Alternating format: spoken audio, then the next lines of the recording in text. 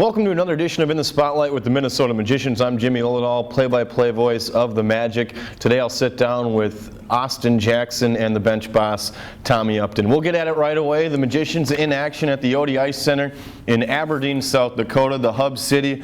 The Magicians winning on Friday night by a score of 3-1. Magicians going 2 for 5 on the power play and 3 for 9 on the weekend. Some good numbers there. Nolan Schaefer, the big man, the rookie, gets the scoring started. His first goal of the season. Sam Becker and Lukey Lau getting assists on the Schaefer goal. The Magic up 1-0 when Nathan Krusko found twine. Another power play goal for the Magic. Kane Dermott and Jack Christensen getting assists for the Magicians. Aberdeen strikes back in the second period with a Michael Saucier goal, as Saucier gets the first goal for the Wings. Okeson and Hack assisting for the Wings. In the third period, the Magicians get a final tally from Austin Jackson, an empty net goal for Austin Jackson. It was unassisted. Jackson now has 4 points in 7 games with the Magic. On Saturday night, the Magicians in action again at the Oatey Ice Center. Hostile territory, 1,500 fans in attendance. The Magicians, another good night on the power play, going 1 for 4. Unfortunately, another one in the last column for the Magic. Colin O'Neill starts the scoring for the Wings on the power play. Kyle Hack and Tanner Okeson getting assists. Michael Saucier had the next goal on the power play. Victor Osling and Will Hammer getting assists. Aberdeen getting another goal in the second period, taking a 3-0 lead.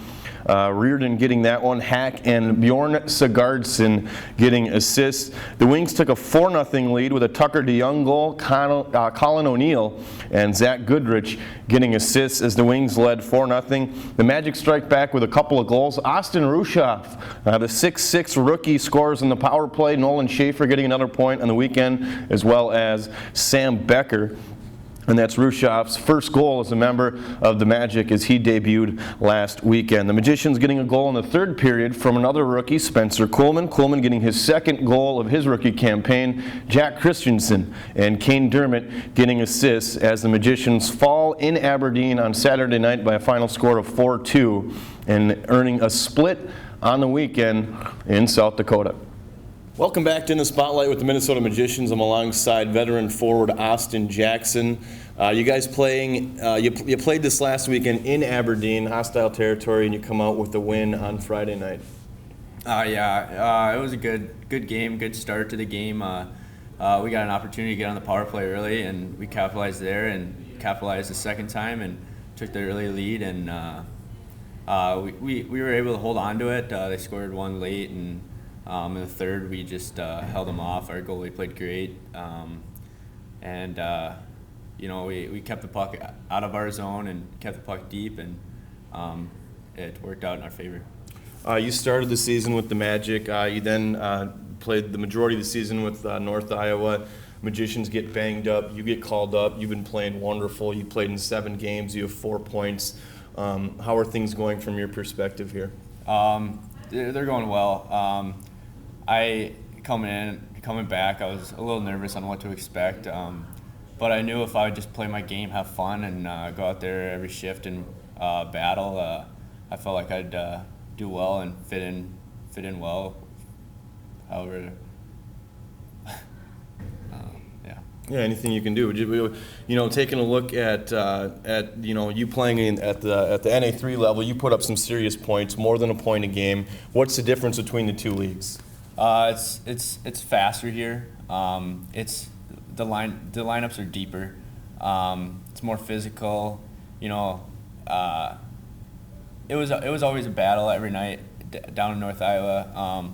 Great teams down there, but up here it brings out the best of all players, and you get to play in front of a lot of college scouts, and I think that's what really brings out the best of the players.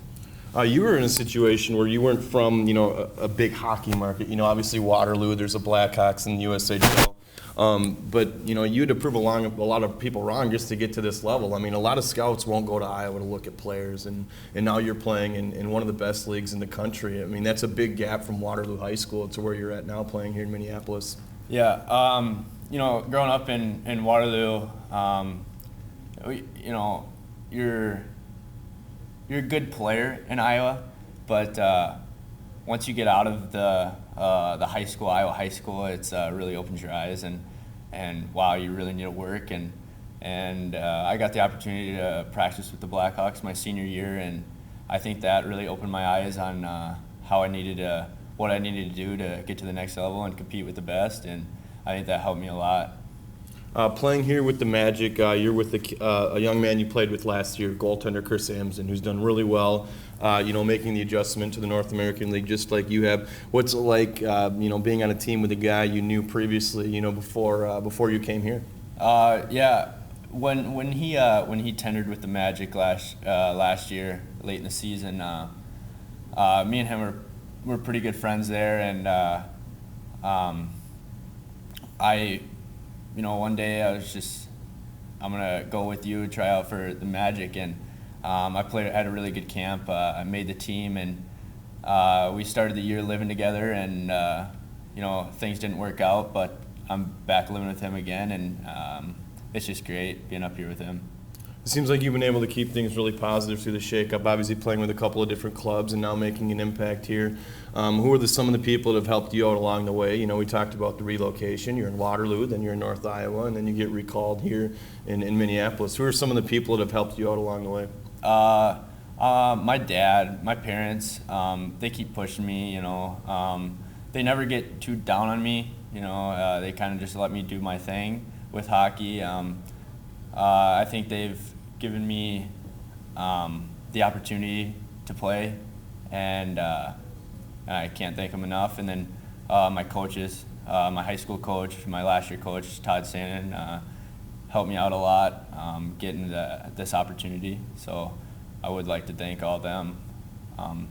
It's been I'm having a good time, so. Looking forward to this weekend, a couple of games against the Wilderness, and then the following weekend it's the Austin Bruins. The schedule doesn't get any easier. What's the game plan for Friday night in Cloquet? We got to go out there and have some fun. I think everyone's uptight right now.